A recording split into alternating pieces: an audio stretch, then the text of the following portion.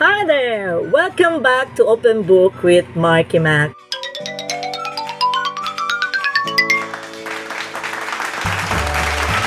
Again. Today, I have an interesting topic to discuss. It's called Why I Don't Miss My MacBook Having an iPad. Tell me why you don't miss it at all. Let me count the ways as to why or why. This is just gonna be a case type of explanation, meaning keeping it simple and short. This is also not your typical highfalutin technical terms just to highlight the MacBook specs over iPad specs, but this is more of a practical way of explaining the difference between the two. Okay, so basically my top 10 would be typing documents like Word, Excel, or in Apple terms, they call them pages for Word and then numbers for Excel.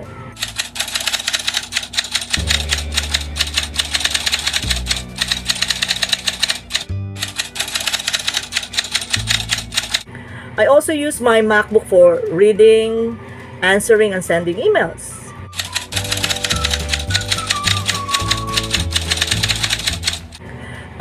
PowerPoint presentation, preparation, and then social media access like Facebook, Instagram, Twitter, and what have you.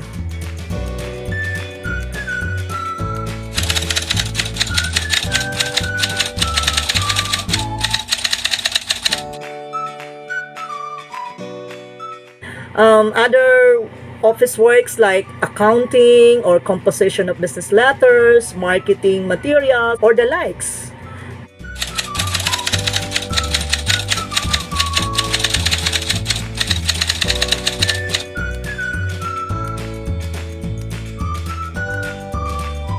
And then video editing, Zoom meeting,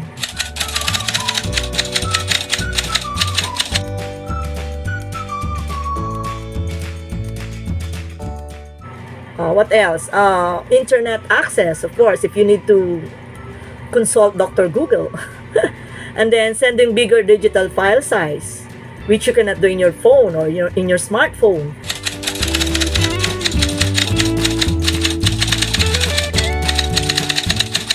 And then, of course, last but not the least, is entertainment, which is Netflix or YouTube.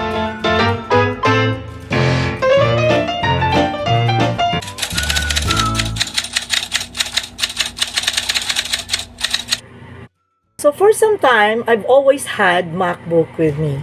Other than having an iPad, I will always have a MacBook, thinking that I need the two to do my work. But then 2019 came and I had to sell my MacBook. I have to say goodbye. It's hard to let it go. In favor of a dental expense that requires quite a large sum of money. So no choice, I had to say goodbye to my MacBook temporarily. And so I thought, I was left with my iPad mini, which I also use as a business tool, being a licensed financial consultant. But when I ventured into vlogging last June of this year, 2021, which is very recently, an iPad mini was, I realized was too small for editing. I thought iPad Air 4 is a better alternative, given it has a bigger screen size. So I exchanged my iPad mini with iPad Air 4, which was my sparring partner when I started exploring YouTube. But since I am also the one editing my own video and other digital materials,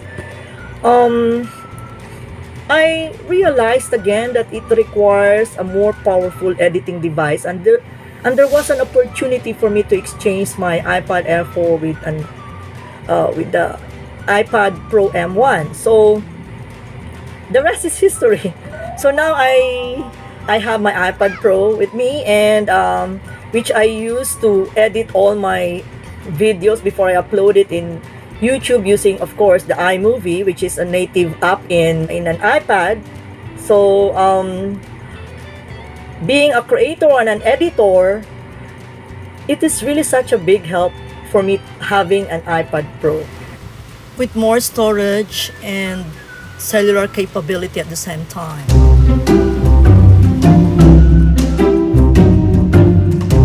Okay, from the time I started actually editing using my iPad Air 4, which I eventually exchanged to iPad Pro as mentioned earlier, these are my realizations that made me say why I don't really miss my MacBook having an iPad like iPad Air 4 or iPad Pro. These two are my choices in case you will ask me what are the best options, especially if you plan also to do video editing eventually.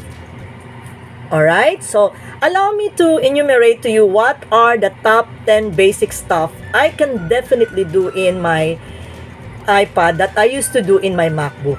Plus other things that I realized again that you can do more in an iPad rather than in a MacBook.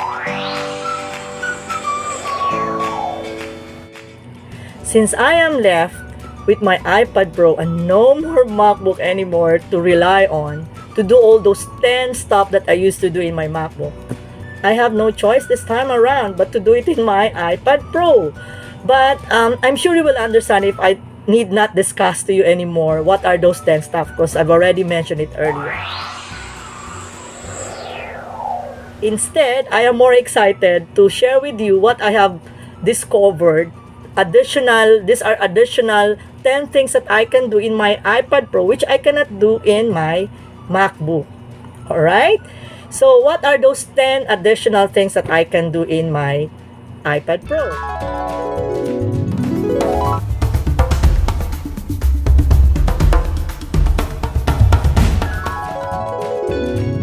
Since iPad Pro is a tablet and it's a touch screen, so definitely I now have an option to toggle between my keyboard and the screen using my fingers to browse through, right? So to move this, let's say from top to bottom of whatever is I am reading.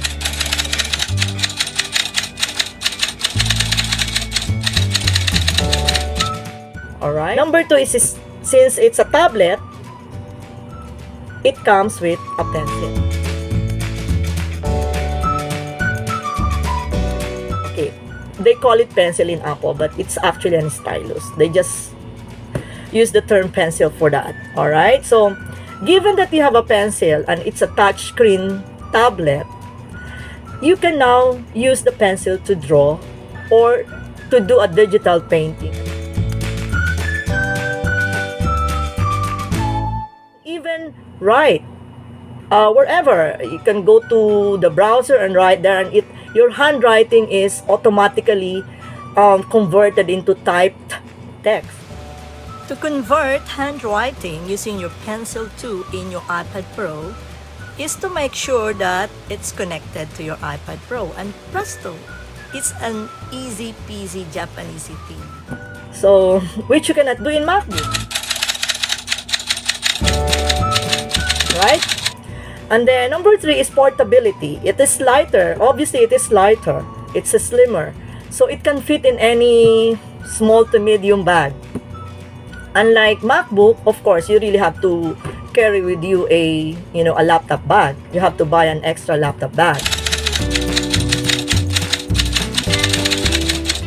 And then it also comes with a cellular capability, meaning it has a SIM card slot wherein you can insert a Smart or a Globe Telecom SIM card equipped with unlimited data, whatever plan you have. Whereas the MacBook, it doesn't have a SIM card slot. You just have to rely on Wi-Fi or a pocket Wi-Fi.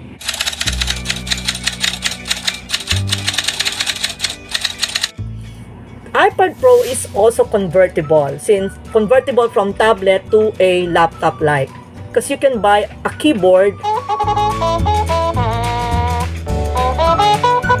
that is compatible with the iPad to convert into a laptop type of device.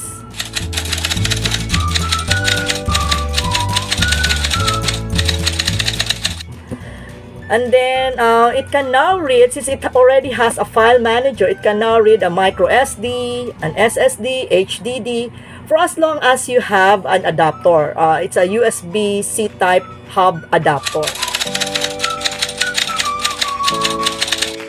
Wherein it has a multiple ports. Alright?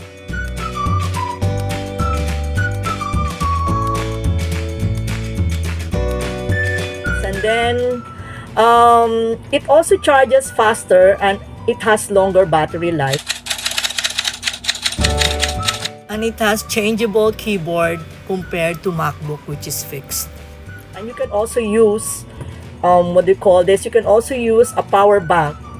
Whereas in MacBook, you really have to plug it in a power outlet. And then I also read books, ebook. I have a Kindle. So the Kindle app, although MacBook you can also download Kindle app in MacBook, but the user interface in iPad Pro is a lot better, more fluid and smooth and convenient.